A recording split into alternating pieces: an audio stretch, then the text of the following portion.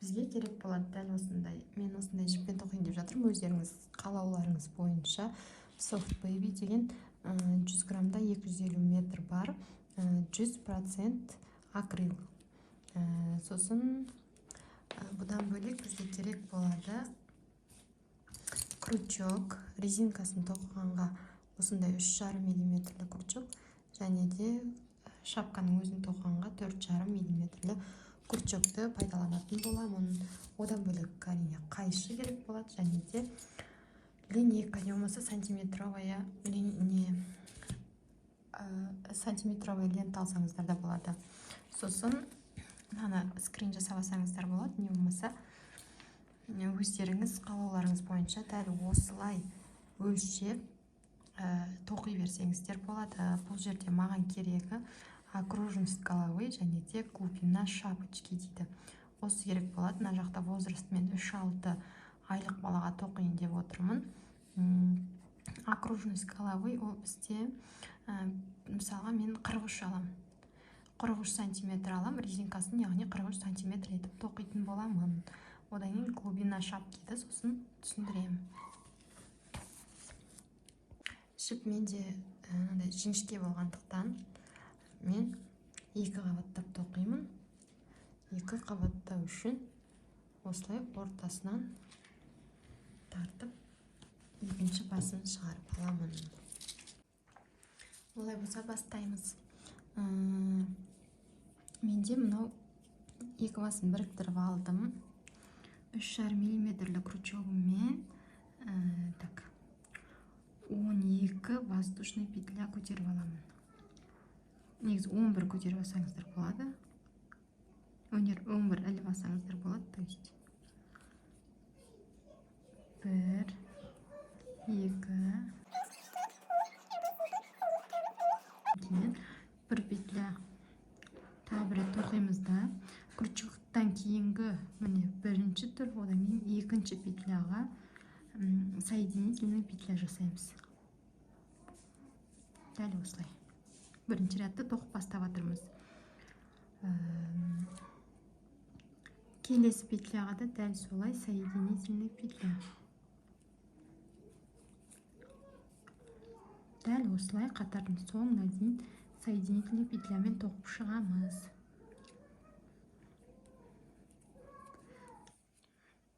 Тек бір қабырғасына ғана тоқисыздар, дәл осылай. Соңына дейін тоқимыз. Міндетті түрде санап отырыңыздар, себебі шатасып кетулеріңіз мүмкін.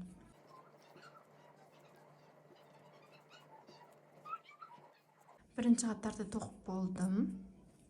Енді бір воздушный петляға көтеріп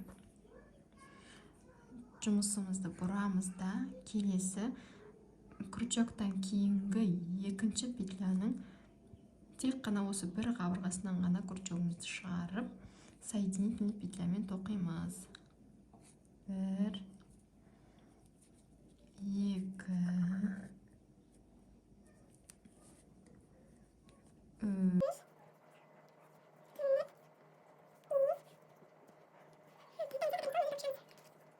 Қатарым соңына келдім. Міне мына жерде тағы бір петля тұр, ұмытып кетпейміз. 11 болды. Сонымен екінші қатар аяқталды.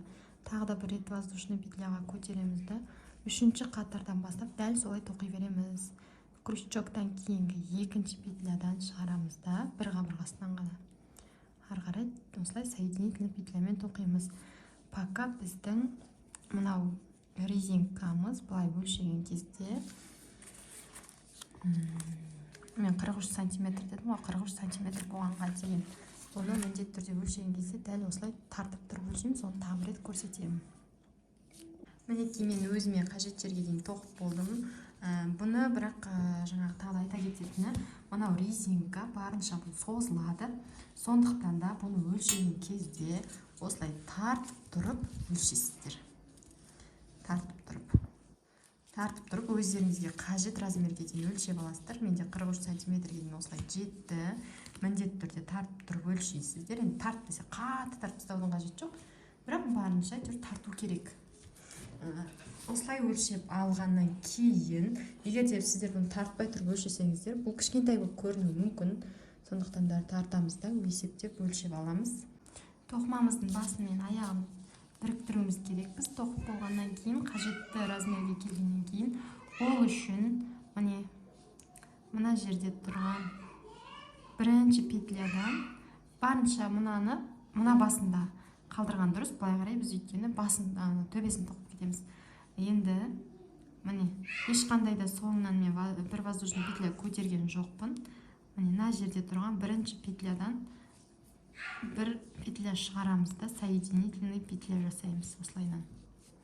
Енді ары қарай кеттік. Келесі дәл солай жалғастыра береміз. Енді мынау бірінші жаңағы петляның бір қабырғасынан мына жақта тұрған өрім сияқты болып тұр ғой, содан бір өткізіп аламыз. Сосын тағы да соединительный петля жасаймыз. Солай жалғастыра береміз. Мынадан екеуінен бірге біріктіреміз да соединительный петля жасаймыз. Біріктіріп, соединительный петля жасаймыз.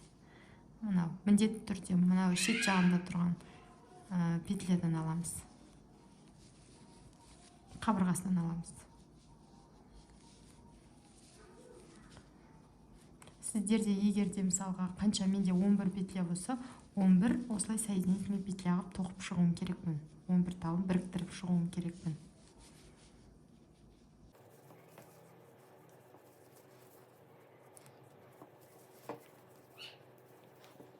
Басы мен аяғын тоқып болғаннан кейін крючогымызды ауыстырамыз. Бір размер үлкен крючокқа. Сосын бір воздушный петля көтереміз да, одан кейін тура түбінен кез келген бір тесіктен бір петля без накида тоқимыз. Одан кейін келесіден дәл солай. Мына жерде өзі бүйтіп қарасаңыздар тесіктер көрінеді.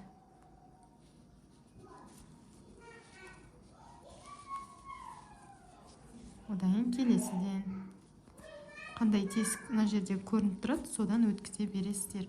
Егерде прям қатты қиын болып жатса, онда мына крючокпен тоқып алсаңыздар болады. Сосын ары қарай екінші реттен бастап уже былай тоқи бересіздер.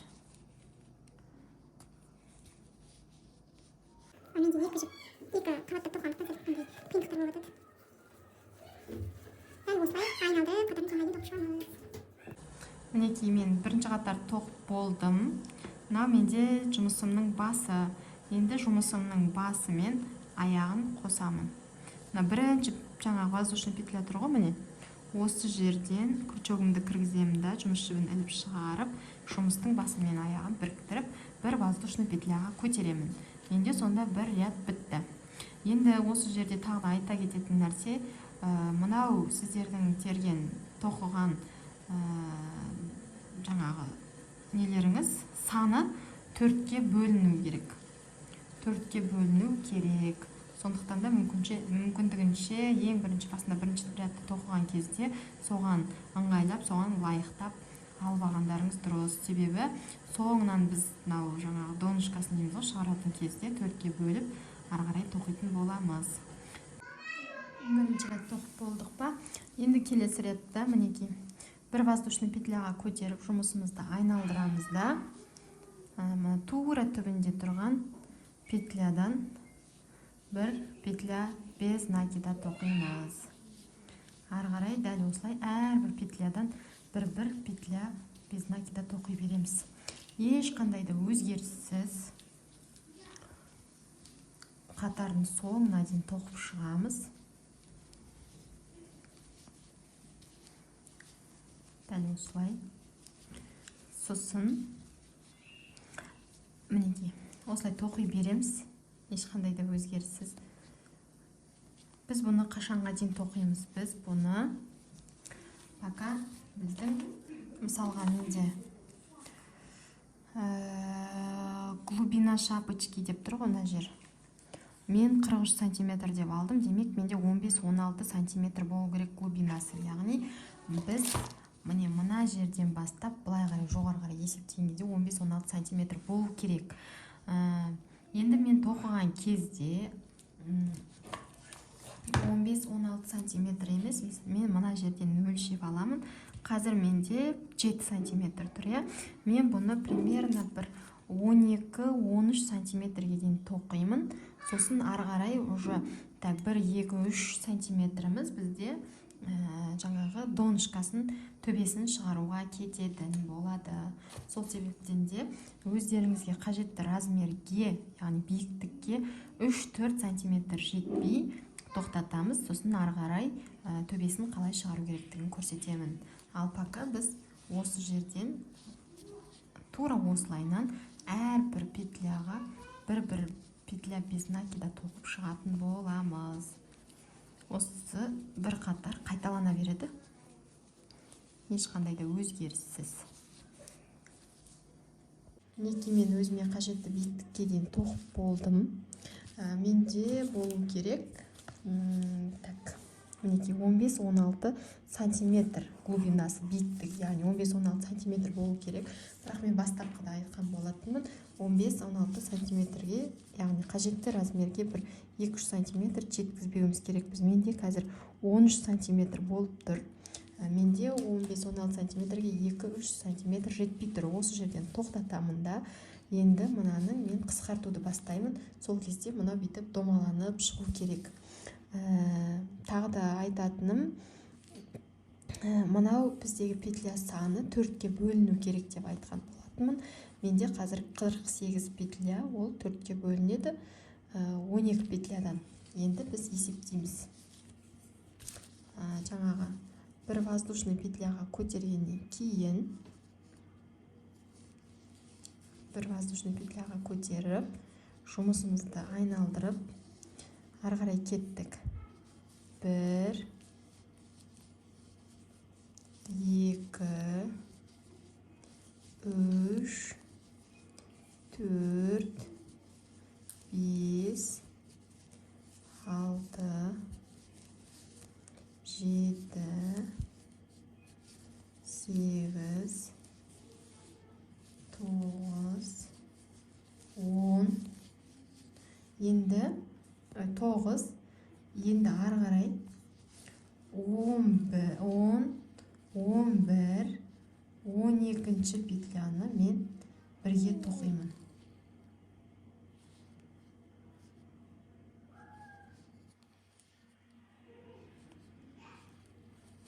Осылайнан бірге тоқимын да, ары қарай кеттік. 1, 2, 3, 4, 5, 6, 7, 8,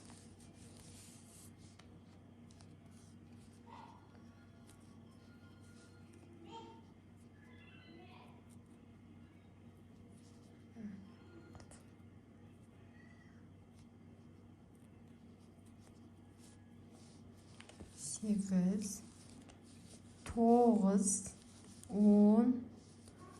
10, 8, так. 9 болды, 10, 11, 12-ші петляны бірге тоқимыз. Сонда бізде 4 жаңағы петля ілінеді да, осыдан бір петля қысқартамыз. Ары қарай қайттан кеттік. 1, 2, 3, 4, 5, 6, 7, 8, 9 тоқыдым. Біздің яғни соңғы санымыз 12-ге сәйкес келу керек. Міне 9, 10, 11, 12. Сонда менде 4 петля пайда болды. Одан бір петля жасаймыз. Ары қарай кеттік қайтадан. 1, 2, 3, 4, 5, 6, 7, 8,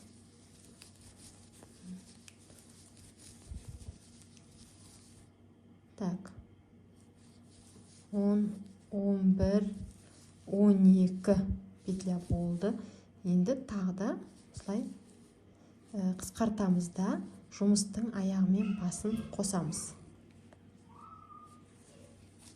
Сонда менде бүйтіп қараған кезде 4 жерден қысқарту болды. Міне 1, 2, 3, 4 аралықтарында бірдей сан тұр. Бұл біздің бірінші қысқартуымыздың бірінші ряды осымен аяқталады да бір петляға көтереміз. Сосын жұмысымызды бұрамыз да ары қарай қайттан кеттік. Уже екінші рядты ішінен тоқыған кезде біз қысқартпаймыз. Бір ряд қанша петля бар, соншаны тоқып шығамыз осылайынан қатарымыздың соңына дейін.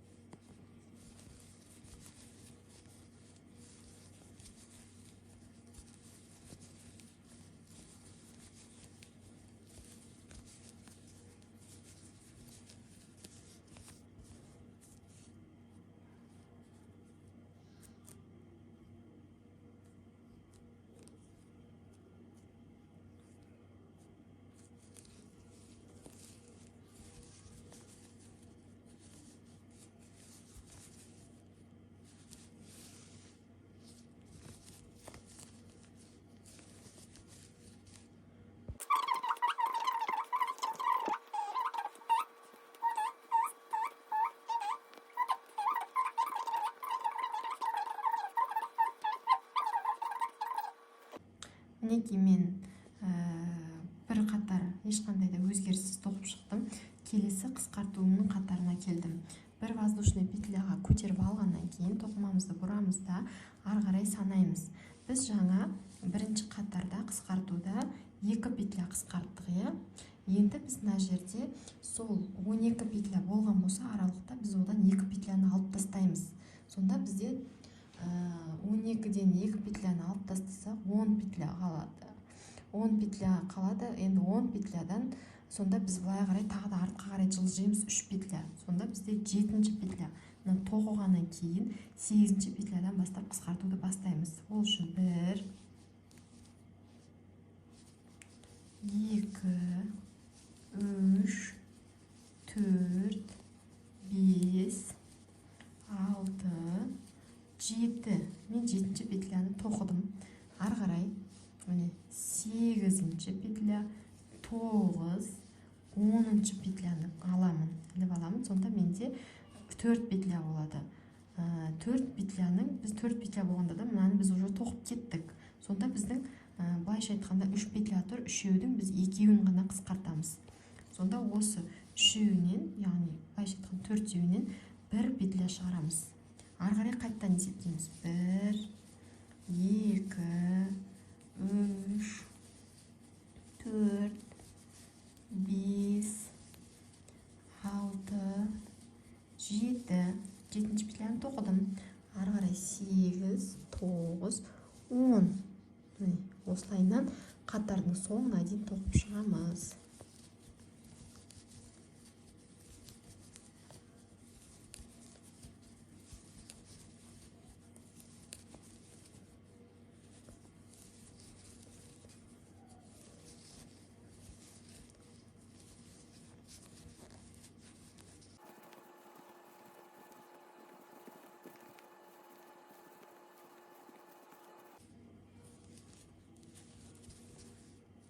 Мінекей болдым мен. Енді бір воздушный петляға көтереміз де ары қарай екінші келесі қатарда ешқандай да өзгеріссіз жай ғана айналдырып тоқып шығамыз.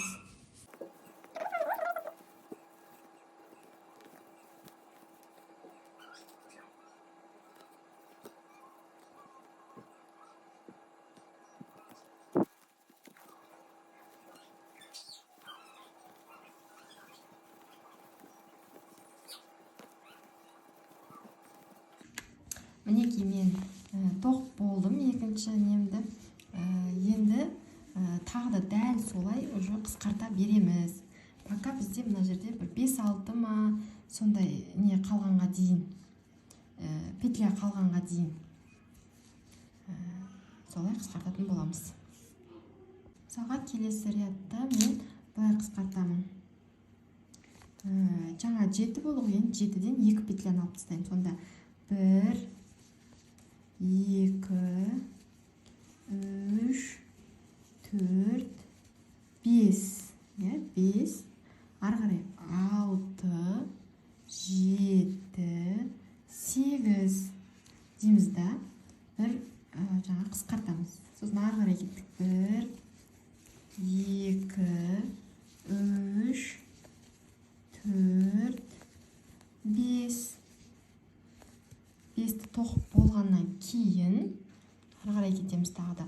6, 7, 8. 4 петля болғаннан кейін бәрін бір петля жасаймыз.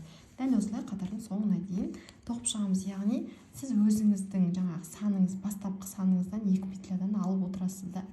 Сосын ары қарай 4 петляны осылай тоқып аласыз. Мінекей мен бұдан артық қысқартпайын деп тұрмын. Себебі бұдан ары қарай қысқартсам уже былай үшкір болып кетеді екен да. Осымен тоқтатамын. Осындай болды. Енді біз мынау жібімізді сәл мына бір жерінен кесіп аламыз. Сосын бізде осындай үлкен көзді инемен тігетін боламыз. Тіккенде де мынаны жиыруымыз керек біз ғой бір ортаға. Міне мынау менде бір воздушный петля көтеріліп тұр ғой. Осыны сәл былай істеп былай шығарамыз да. Чтоб мынау бірге байланып кетуі керек мына жаққа. Енді ары қарай кеттік. Мынау менде мына жерде айтатын болсам, міне мынау шов тұрған жері бұл ішіне қарайды да. Шов жаңағы ішіне кіріп кетеді. Ал былай мына жағы сырты болады. Енді мына жерде бізде міне әрбір өрім тұр ғой, былайынан өрім сияқты. Екі қабырғасы тұр, екі қабырғасынан да бірдей осылайынан аламыз. Өздеріңіздің қалауларыңыз бойынша, бірақ менде осы әдісті қолданамын. Мысалға міне сыртынан кіргіздім, ішінен, сыртынан, ішінен, осылайынан жаңағы зигзагтап қатарымыздың соңына дейін апарамыз.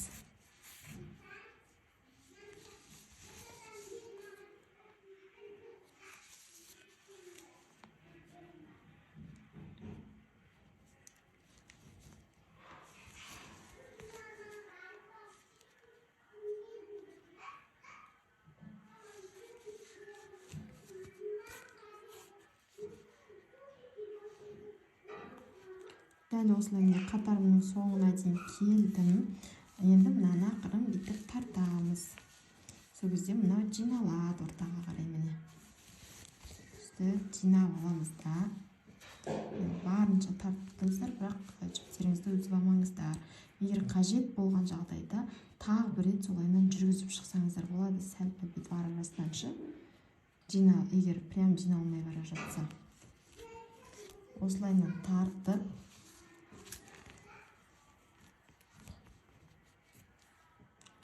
мына жердегі нені былайша айтқанда дөңгелек тесікті өстіп байлап тігіп тастаймыз. Міне тігілді осылайынан. Енді сіздер өз қалауларыңызша оны сәндесеңіздер болады. Менің жағдайымда бұл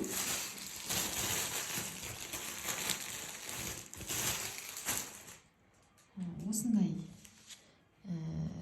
немен бубончикпен сәндейтін боламын.